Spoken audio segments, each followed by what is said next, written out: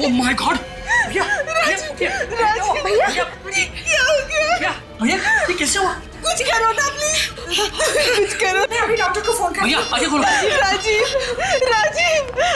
अगर राजीव को कुछ हो गया ना तो मैं। अभी प्लीज शुभ शुभ बोलो किसी, मैं देखता हूँ। नब्ज तो ठीक चल रही है। आलिशा क्या हुआ? डॉक्टर फोन नहीं उठा रहे वो नहीं उठा रहे। Oh my God! एक काम करो, पानी पानी लेकर आओ जल्दी। लेकर आती हूँ। हाँ भैया राजीव भैया आगे खोलिए। राजीव क्या हो गया था तुम्हें? आराम से आप ठीक तो हैं? मुझे क्या हुआ है? ये हाथ पर ये सब कैसे? निशा, ये इतना सारा खून और इतनी सारी खरोंचे मेरे शरीर पर कैसे आ गई? तुम नहीं जानते? तुम्हें नहीं पता ये कैसे हुआ? ये हो कैसे सकता है? हाँ? मुझे बिल्कुल भी नहीं पता ये सब कैसे हो गया। अभी जब मैं उठी तो तुम्हें मैंने इस हाल में पाया। कमाल है, कल रात को आपके कमरे में कोई आता है और आपको पता भी नहीं चलता। ये कैसे हो सकता है कि हमारे कमरे में कोई आया हो और मुझे ना पता चले? मेरी तो नींद भी बहुत हल्की है। नहीं भाभी, कोई ना कोई तो यहाँ पर आया ही होगा ना, वरना ये सब कुछ अपने आप कैसे हो सकता है? यहाँ हो क्या रहा है? मेरी तो कुछ समझ में नहीं आ रहा। मुझे तो लगता है कि भैया की जान को खतरा है। मगर मेरी जान को किससे खतरा हो सकता है? अब ये तो सीआईडी पता करेगी। तो कल रात नींद में आप पे किसी ने हमला किया और ना ही आपको पता चला और ना ही आपकी वाइफ निशा जी को। जी सर। लेकिन ये हो कैसे सकता है? नींद में ही सही, अगर आदमी पे हमला हो तो उसे पता जरूर चलता है। मिस्टर राजीव, आप सही कह रहे हैं, पता तो चलेगा, लेकिन सर राजीव जी, आप सोने के लिए क्या नींद की गोलियां लेते हैं? नहीं सर, कभी भी नहीं। तब भी जब आप पे हमला हुआ, यहाँ तक कि आपके हाथों पे इतनी चोट लगी, आपका गला दबाया गया, फिर भी दर्द या घुटन के मारे आपकी चीख तक नहीं निकली, आपको कुछ पता नहीं चला, ना ही निशा जी आपको। हम लोग भी इस बात से उतने ही हैरान हैं जितने कि आप लोग, लेकिन यकीन मानिए सर, ऐसा ही हुआ है। निशा जी, आप ये कहना चाहती हैं कि ना ही आपने कुछ सुना और ना ही आपने कुछ देखा? देखिए, अगर कोई आवाज हुई होती तो मैं जरूर उठ जाती, क्योंकि हल्की सी आहट से भी मेरी नींद खुल जाती, लेकिन कोई आवाज हुई नहीं। अच्छा मिस्टर राजीव, आपको किसी पे शक है? कौन कर सकता है ऐसा? सर मेरी किसी के साथ कोई दुश्मनी नहीं है। अगर आपकी किसी से कोई दुश्मनी नहीं है तो फिर ये सब कैसे हो? सर, अगर आप बार बार मुझसे एक ही सवाल पूछेंगे तो मेरा एक ही जवाब होगा। ये कैसे हुआ, क्यों हुआ, किसने किया, मुझे कुछ नहीं पता, मुझे कुछ भी नहीं पता सर। भैया प्लीज संभालिए प्लीज।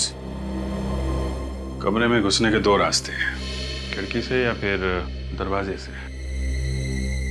खिड़कियां तो अंदर से बंद थी और दरवाजा खुला हुआ था, और दरवाजे के बगल में आपका कमरा है। जी हाँ, हमारा कमरा वही है। तो आपको भी कोई आवाज नहीं सुनाई थी? कोई आहट नहीं आई किसी के चलने की, दौड़ने की, किसी के आने जाने की? नहीं सर, हमने भी कोई आवाज नहीं सुनी। कमाल है, ना किसी ने कुछ सुना ना किसी ने देखा। तो फिर हुआ क्या इस कमरे में? एक काम करो, तुम और निखिल यहीं पे रुको, इस घर में।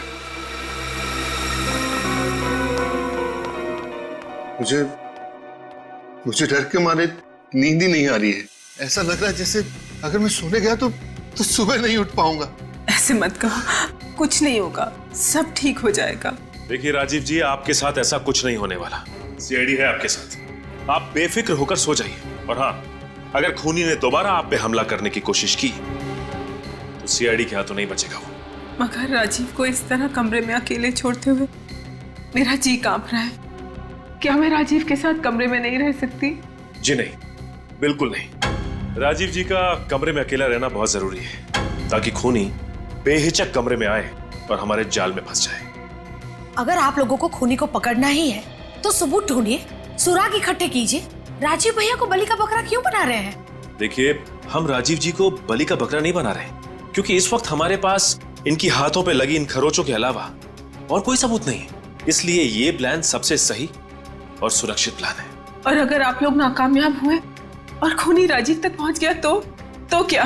बोलिए ना। निशा जी, आप बिल्कुल परेशान मत होइए, हम लोग सारी रात यहाँ पहरा देंगे और यकीन मानिए हम राजीव जी को कुछ भी नहीं होने देंगे। जी हाँ, जैसा कि आप लोग जानते हैं कि राजीव के कमरे में घुसने के दो ही रास्ते, एक तो ये मेन दरवाजा और दूसरा वो दो खिड़कियां। हमारे ऑफिसर निखिल ये मेन दरवाजे के सामने खड़े रहेंगे और मैं बंगले के बाहर पहरा दूंगा। तो प्लीज आप लोग बिल्कुल निश्चिंत हो जाइए, कुछ नहीं होगा आपको। प्लीज भरोसा रखिए आप पर।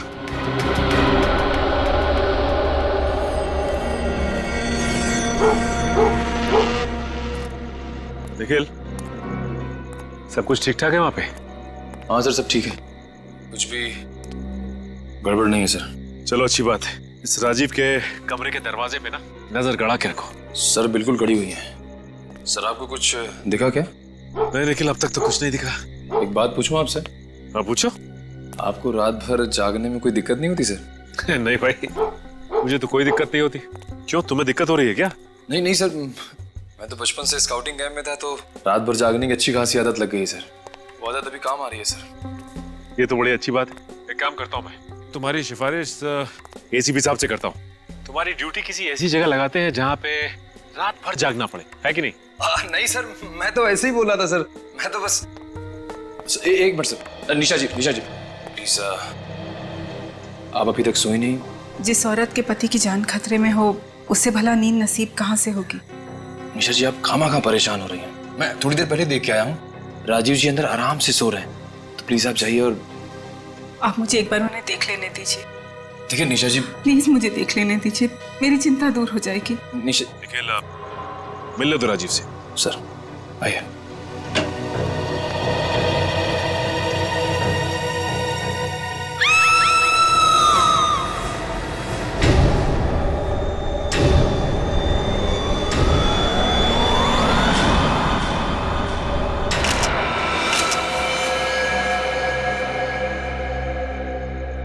इसके हाथ को फिर से उसी तरह से खरोचा गया है। ये देखो, इसके गले पे उंगलियों के निशान, गला घोट के मारा है। नहीं, ऐसा नहीं हो सकता। संभालिए अपने आप को, चुप हो जाइए। ये पट्टी भी खुली हुई है, इसका मतलब यहाँ पे हाथापाई हुई है। लेकिन अगर हाथापाई हुई होगी तो राजीव के चीखने चिल्लाने की आवाज तो आएगी। मगर सर मैं तो कमरे के बाहर ही था और अंदर से हल्की सी भी हट नहीं आई सर। भैया संभालिए अपने आप को। अरे क्या संभालिए? अरे मेरे भाई की मौत हुई है। मैंने आप लोगों को बुलाकर बहुत बड़ी गलती की है। मैं आपको बुलाता और नहीं सब कुछ होता। बिल्कुल ठीक कहा सिद्धार्थ ने। आप लोगों को बुलाकर हमने सबसे बड़ी गलती की है। आप लोगों से कहा था कि राजीव को इस खतरे में मत डालो, लेकिन आप लोगों ने हमारी एक ना सुनी। निखिल ये कैसे हुआ ये सब? सर ये सब कैसे हो गया मेरी समझ में भी कुछ नहीं आ रहा है सर। सर ये सब होने के 2 मिनट पहले सर मैं कमरे में आया था, उस वक्त राजीव जी बिल्कुल ठीक थे। कुछ समझ में नहीं आ रहा। ना ही कोई कमरे से बाहर गया, ना ही कोई कमरे के अंदर आया, और फिर भी ये सब कुछ हो गया। मेरी गलती है। सीआईडी क्यों बुला मैंने आपको? क्यों बुला? आप शांत हो जाइए यार। 2 सीआईडी ऑफिसर की नाक के नीचे खून हो जाता है और आप लोगों को पता ही नहीं चलता। देखिए, हम मानते हैं कि हमारे होते हुए भी राजीव का खून हो गया, लेकिन मैं आपको एक बात बता दूं कि इस कमरे से ना ही कोई बाहर गया है और ना ही कमरे के अंदर कोई आया है। और अगर इस घर में कोई मौजूद था तो सिर्फ आप लोग। आप कहना क्या चाहते हैं कि खून हम में से किसी ने किया है? सर प्लीज जरा सोच समझ के बात कीजिए। खून करने के लिए कमरे के अंदर आना पड़ता है और आपका ये ऑफिसर लगातार कमरे के बाहर पहरा दे रहा था ना? तो फिर ठीक कह रहे हैं आप। खून करने के लिए कमरे में आना पड़ता है और इस कमरे में कोई खुफिया रास्ता है। खुफिया? कमरे से बाहर निकलने के लिए और कमरे में आने के लिए, और जिसके बारे में सिर्फ आप में से कोई जानता है। अरे सर आप ये लेकिन ढूंढो, देखो क्या मिलता है। सर कोई ना कोई खुफिया रास्ता जरूर है यहाँ पे।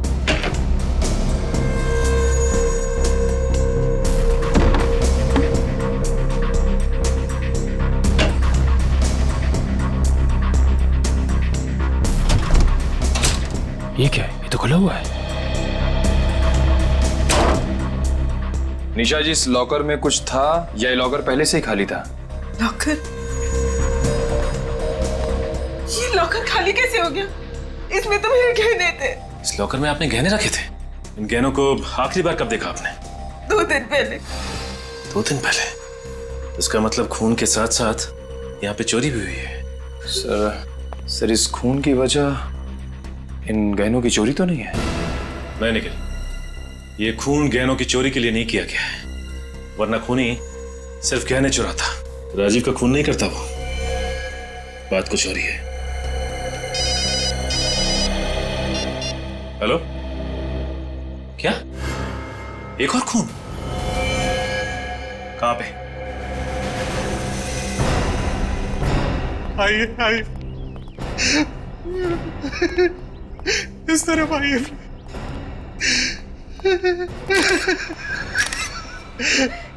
एक्सक्यूज मी मैम, आप थोड़ा पीछे चली जाइए प्लीज। जी बेटा।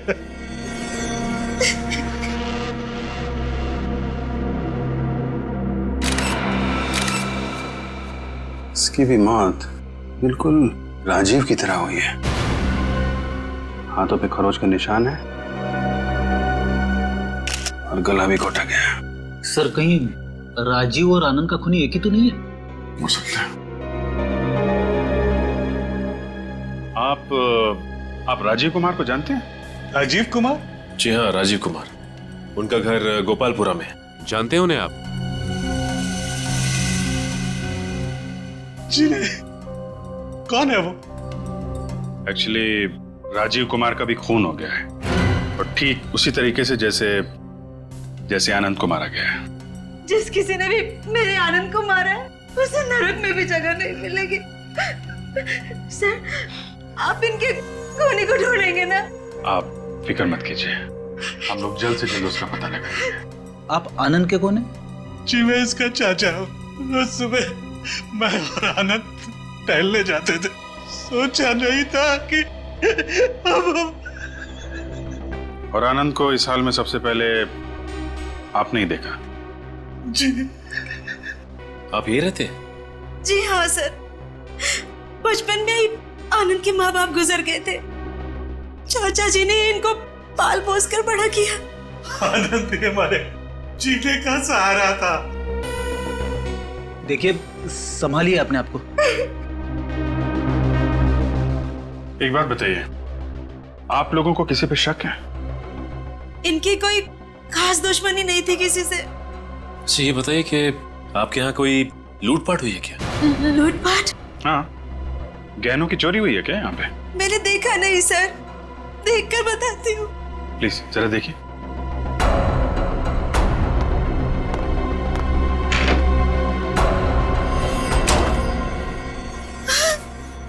सर, आपने ठीक कहा, गहने नहीं है सर। जरा चेक कीजिए, गहनों के अलावा कुछ और भी चोरी हुआ क्या?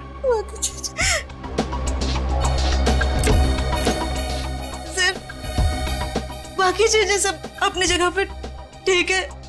कमाल है, राजीव के घर में गहने चोरी हुए और उसका खून हुआ। यहाँ भी गहनों की चोरी और आनंद का खून। कोई ना कोई कनेक्शन तो है दोनों की मौत में।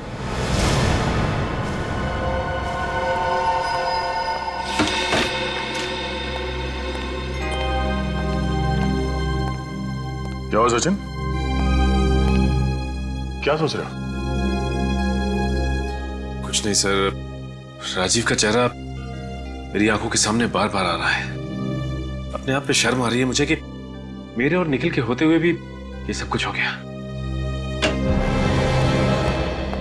सर वो नहीं, मुझे कुछ सुनना नहीं है। सर एक बार बात तो सुन लीजिए सर इसकी। क्या सुनूं मैं दया? क्या सुनूं मैं इनकी बातें? ये तो यही कहने वाला है ना कि हम दोनों वहां होने के बावजूद भी समझ में नहीं आ रहा है सर कि राजीव का खून कैसे हुआ।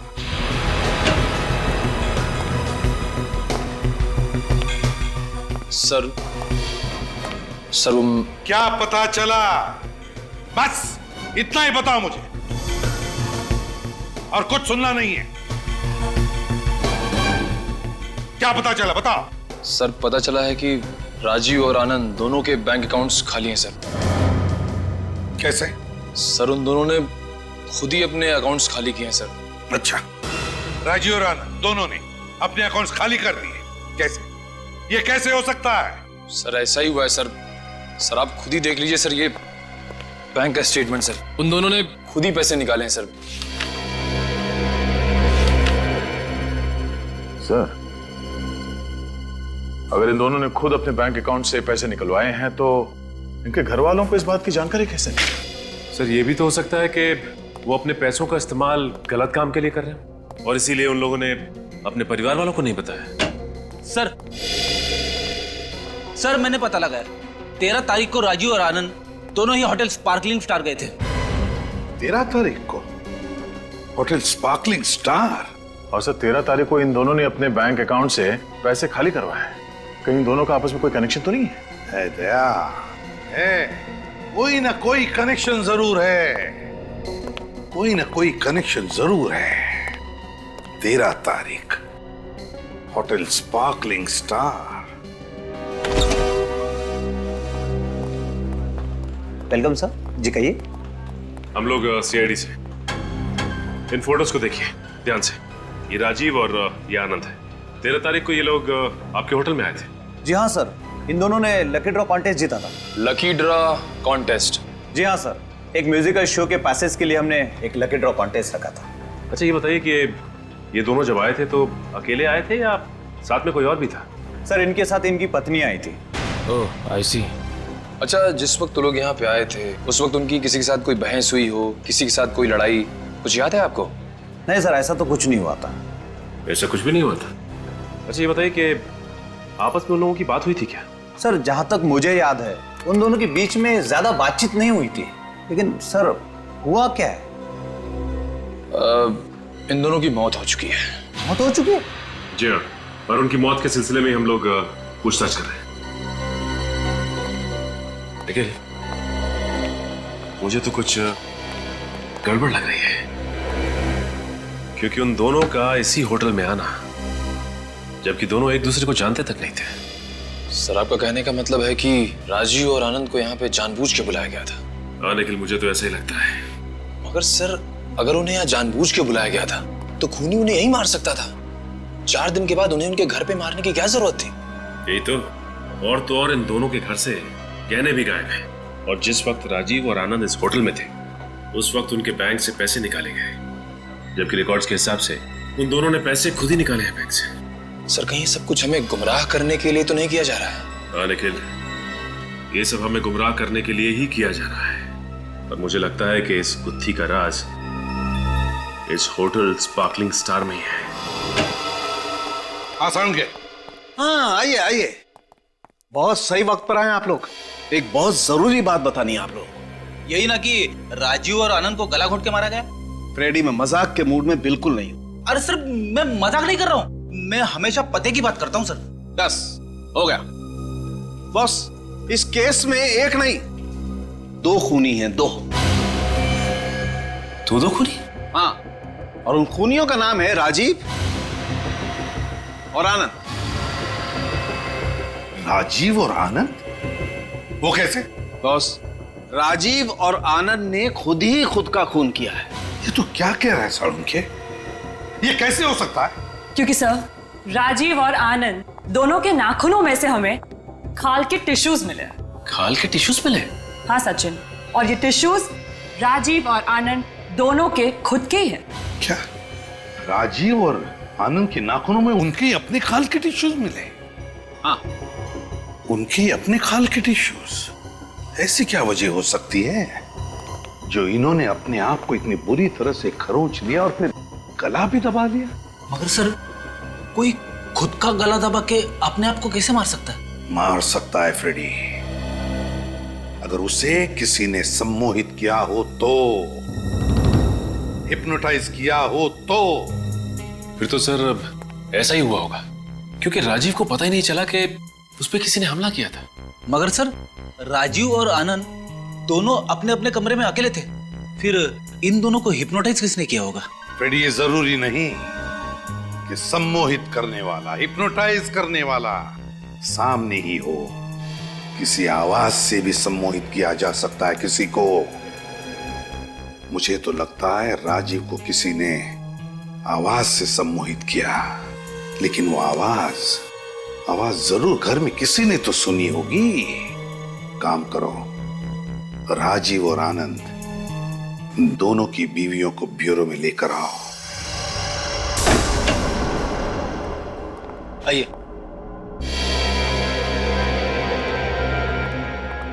आइए प्लीज बैठिए। आपने हमें यहाँ क्यों बुलाया? बैठिए ना मैम, प्लीज बैठिए।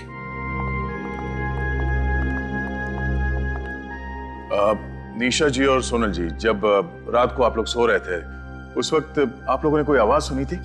नहीं सर, कोई आवाज नहीं सुनी। सर, मैंने भी कोई आवाज नहीं सुनी।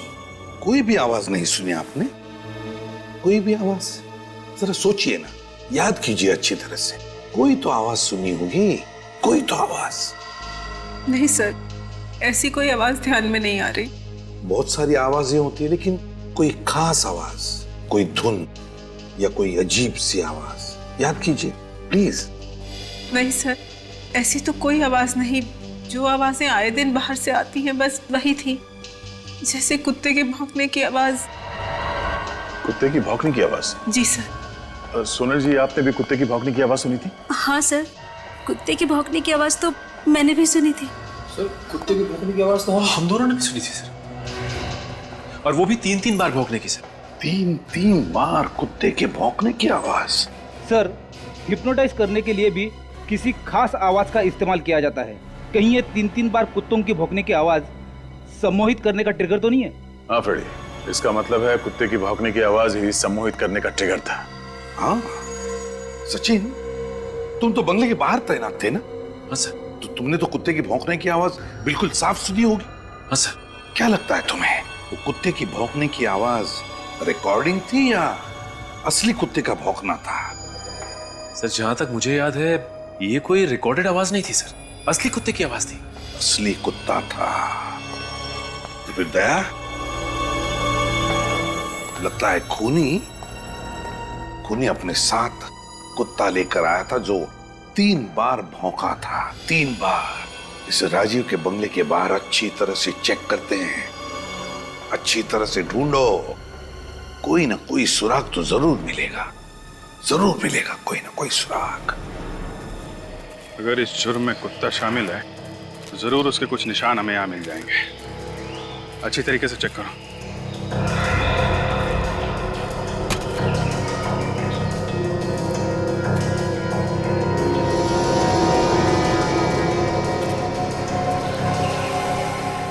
सर, ये देखिए पैरों के निशान।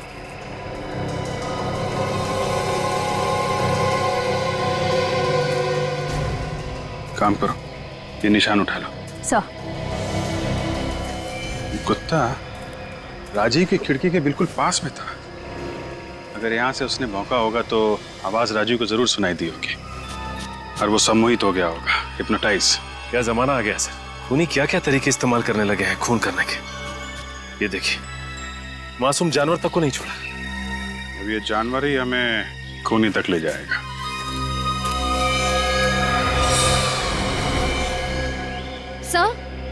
सर, ये देखिए सर, ये बालों का गुच्छा मिला। सर, ये बालों का गुच्छा कहीं उस कुत्ते का तो नहीं है? हो सकता है। इन बालों को संभाल के रख लो। इन बालों से हमें उस कुत्ते की नस्ल का पता चल जाएगा। हाँ साउंड के पता चला किस कुत्ते के बाल है? हाँ बॉस, ये बाल लैब्राडोर के। लैब्राडोर कुत्ते के। और ये पैरों के निशान? सर, ये पैरों के निशान भी किसी लैब्राडोर के ही है। वो भी लैब्राडोर के हैं? तो फिर हो न हो ये बाल और पैरों के निशान उसी लैब्राडोर कुत्ते के हैं जो खूनी का पालतू कुत्ता है, और खूनी उसी की मदद से ये खून किए जा रहा है। मगर सर, एक बात समझ में नहीं आ रही है, खूनी कुत्ते को 3 दफा भौंकने के लिए कैसे कह सकता है? अब ये तो कुत्ते की मर्जी है कि वो 1 दफा भौंके या 3 दफा। फ्रेडी, एक बात बताता हूं, ये जो लैब्राडोर कुत्तों की नस्ल है ना, बहुत होशियार होती है, बहुत होशियार। खूनी ने जरूर इसे स्पेशल ट्रेनिंग दी होगी, सिर्फ 3 बार भौंकने की, 3 बार भौंकने की। और उसकी भौंकने की वजह से राजीव और आनंद सम्मोहित हो गए और अपनी जान ले ली। मतलब सर, खूनी तक पहुंचने के लिए हमें इस लैब्राडोर कुत्ते तक पहुंचना पड़ेगा, जिसे 3 बार भौंकने की ट्रेनिंग दी गई। एक बात और बॉस, इस कुत्ते को एक बीमारी है, डर्मेटाइटिस। डर्मेटाइटिस? इस बीमारी में क्या होता है? फ्रेडी सर, इस बीमारी में कुत्तों के बाल बहुत तेज रफ्तार से झड़ने लगते हैं। अगर इस कुत्ते के बाल झड़ रहे थे तो फिर इसे दवा भी दी जा रही होगी? हाँ, दी जा रही थी। इस कुत्ते को लगातार दवाई दी जा रही थी। कब से दी जा रही होगी दवाई? तो ज्यादा से ज्यादा 1 महीना। इस कुत्ते का इलाज 1 महीने के अंदर अंदर शुरू हुआ है। तो फिर बस शहर में जितने भी वेटरनरी डॉक्टर्स हैं, जितने भी जानवरों के डॉक्टर्स और डॉग ट्रेनर्स, सबसे पूछताछ करो, पता चल जाएगा इस लैब्राडोर कुत्ते के बारे में। हाय डॉक्टर अंकित, मैं सीआईडी ऑफिसर विनीत, आपको फोन किया था। ओ हाँ, प्लीज बैठिए ना सर। फिर कभी, फिलहाल हम थोड़ा जल्दी में हैं। वो लिस्ट रेडी है? बिल्कुल सर, आपका फोन आते ही मैंने लिस्ट तैयार रखी थी, ये रही।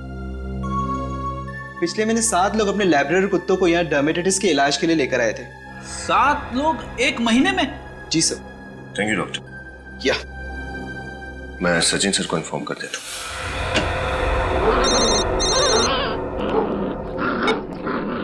अवनीत, लिस्ट मिल गई है? हाँ सर, लिस्ट मिल गई है। ओके सर, पिछले महीने 7 लोग अपने लैब्राडोर्स को डर्मेटाइटिस के इलाज के लिए यहाँ लाए थे। क्या 7 लैब्राडोर? एक काम करो, उनके मालिकों के नाम हमें एसएमएस कर दो। Okay sir, thank you. या भाई साहब, आप इन कुत्तों के ट्रेनर हैं? जी हाँ। आप लोग? हम लोग सीआईडी से। मैं इंस्पेक्टर सचिन और ये सब इंस्पेक्टर निखिल। ओह, कहिए मैं आप लोगों की क्या मदद कर सकता हूँ? बस ये कुत्तों के बारे में कुछ जानकारी चाहिए थी, प्लीज। जानकारी? कैसी जानकारी? आप ये बताएंगे कि पिछले 1 महीने में यहाँ ऐसे कितने लैब्राडोर्स आए थे जिन्हें आपने खास ढंग से भौंकने की ट्रेनिंग दी हो? 1 मिनट, अभी पता चल जाएगा, प्लीज।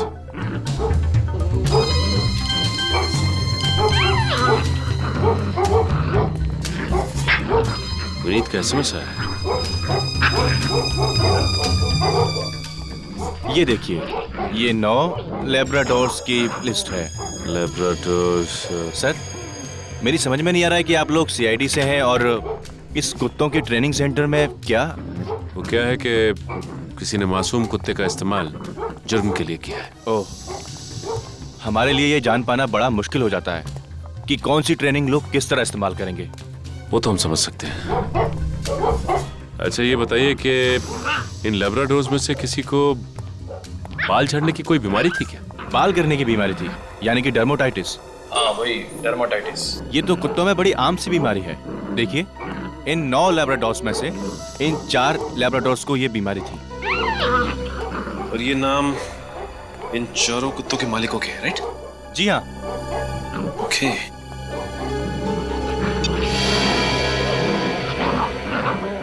ये देखो निखिल, जो एसएमएस विनीत ने भेजा है उसमें भी इन 4 लोगों के नाम है।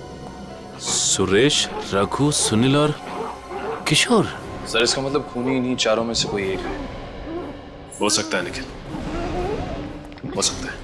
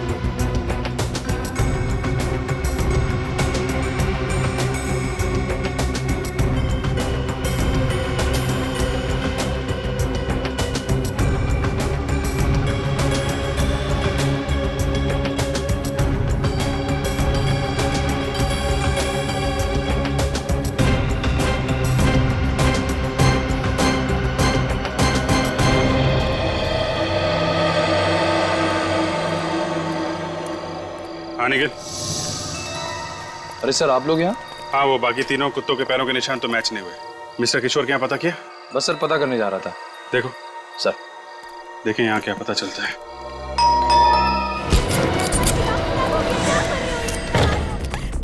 आवाज ऊपर से आ रही। चलिए चलो। क्या प्लीज महेश, महेश ऐसा मत करो, छोड़ो। पकड़ो इसको, पकड़ो। महेश ऐसा मत करो।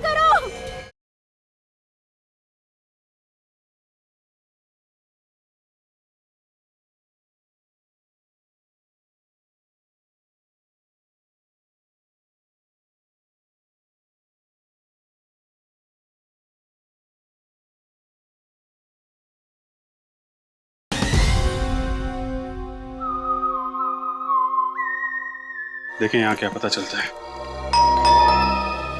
ये रात को कौन आ गया? कहीं किशोर तो नहीं वापस आ गए? बड़ी जल्दी आ गए आज।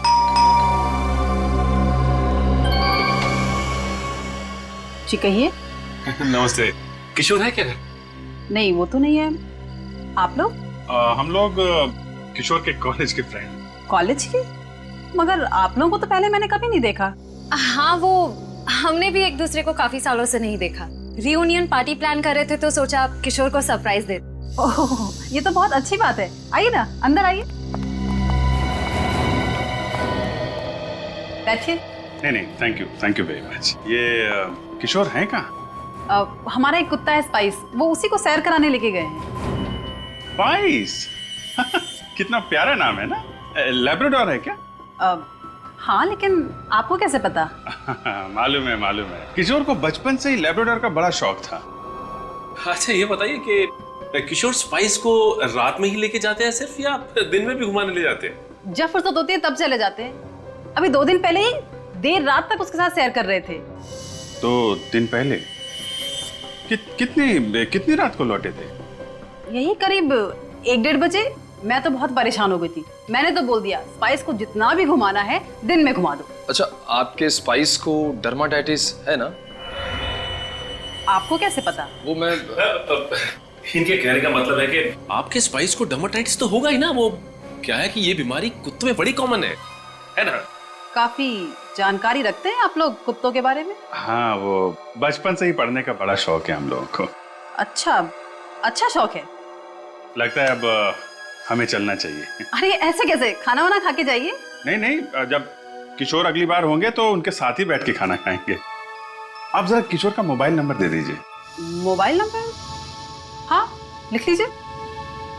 412-342-289।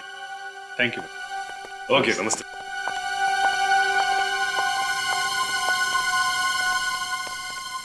Thank you. सर, किशोर के लौटने तक यहाँ छुपकर इंतजार करें? मुझे नहीं लगता ये किशोर कुत्ते के साथ ऐसे ही टहलने नहीं गया है। जरूर किसी और की जान खतरे में है। एक काम करो, मोबाइल कंपनी वालों से पता करो किशोर का मोबाइल इस वक्त कहाँ पे है।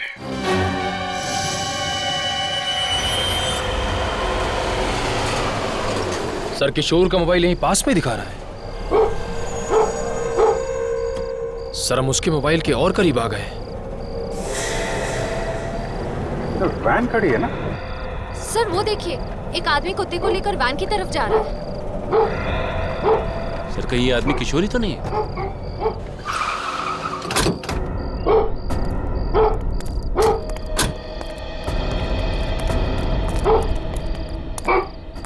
मिस्टर किशोर? जी हाँ, मैं हूँ किशोर। कैसे हैं आप? आप लोग कौन? हम लोग सीआईडी से। सीआईडी? हाँ, यहाँ किसी सम्मोहित कर रहे थे आप? सम्मोहित? किसके बारे में बात कर रहे हैं आप? मुझे कुछ समझ में नहीं आ रहा। लगता है इन्हें मिठाई खिलानी ही पड़ेगी। साहब मुझे माफ कर दो साहब, पैसों के लालच में ये किया था, मुझे माफ कर दो साहब। किसे सम्मोहित कर रहा था यहाँ पे? वो वहाँ पर। चल दिखा, चल। चलो। आवाज ऊपर से आ रही। चलिए चलो। क्या प्लीज महेश, ऐसा मत करो, छोड़ो। महेश, पकड़ो इसको, पकड़ो। महेश ऐसा मत करो।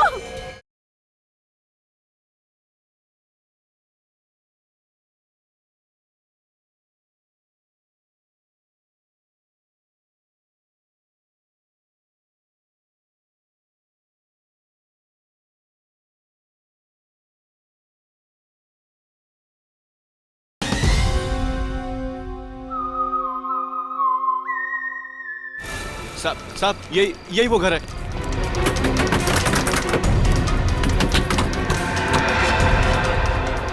तोड़ दो दरवाजा।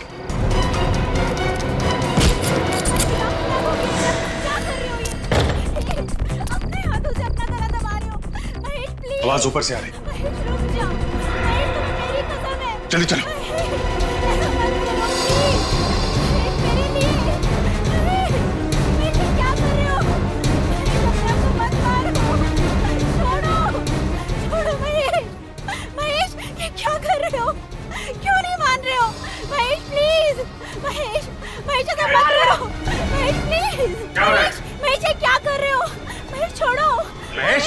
इनका नाम महेश है? महेश छोड़ो। पकड़ो इसको, पकड़ो। महेश, होश में आओ। छोड़ो। महेश, क्या हो गया इन्हें? देखिए, ये सम्मोहित हो गए। सम्मोहित? इस आदमी ने सम्मोहित किया इन्हें। महेश, जल्दी लेके जाओ इसे डॉक्टर के पास और डॉक्टर को फोन करो। हैं? चलिए।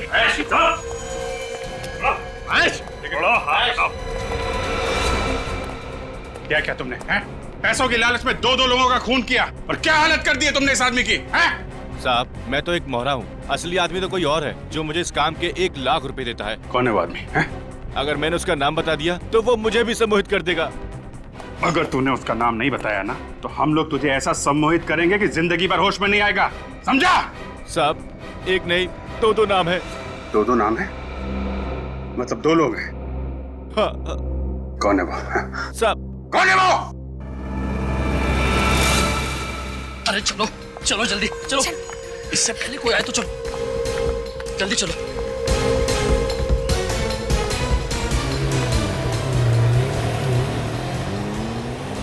चलो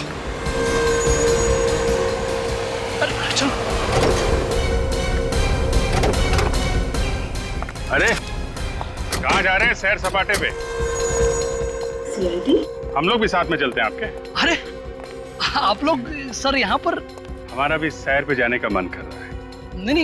नहीं, हम कोई सैर वैर के लिए नहीं जा रहे, बहुत ही जरूरी काम से बाहर जा रहे हैं। वैसे इस वक्त जेल जाने से ज्यादा जरूरी काम क्या हो सकता है? जेल? हम क्यों जाएंगे जेल भला? अरे तुम वक्त क्यों बर्बाद कर रहे हो? चलो चलो चलते हैं। चलो ज्यादा नाटक मत करो, समझे? सर लेकिन हम लेके जाएंगे जेल तुम्हें। हिप्नोटिज्म, गहने, बैंक अकाउंट, खून, बताओ क्यों किया तुमने ये सब? कम समय में पैसा कमाने का इससे अच्छा और कोई रास्ता हमें नजर नहीं आया। कॉलेज के समय से ही मैंने सम्मोहित करने की कला को सीख लिया था, तो फिर मैंने सोचा कि क्यों ना इसका इस्तेमाल अमीर बनने के लिए किया जाए। वाह रे वाह, इसलिए सीखा था तुमने हिप्नोटिज्म कॉलेज में, ये करने के लिए? शर्म आनी चाहिए तुम दोनों को। इतना बड़ा धोखा। तो बताओ कब और कैसे सम्मोहित किया राजीव और आनंद को? बताओ। जब वो दोनों होटल स्पार्कलिंग स्टार के बार में बैठे हुए थे तब।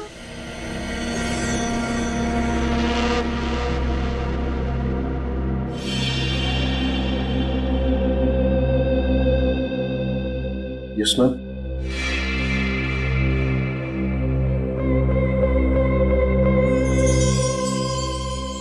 आप दोनों इसी को देखते रहिए, देखिए इसको।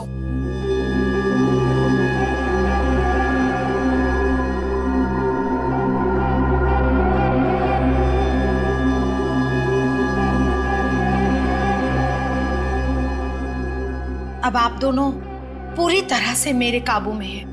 मैं जो बोलूंगी आप दोनों वही करेंगे, देखते रहिए इसे।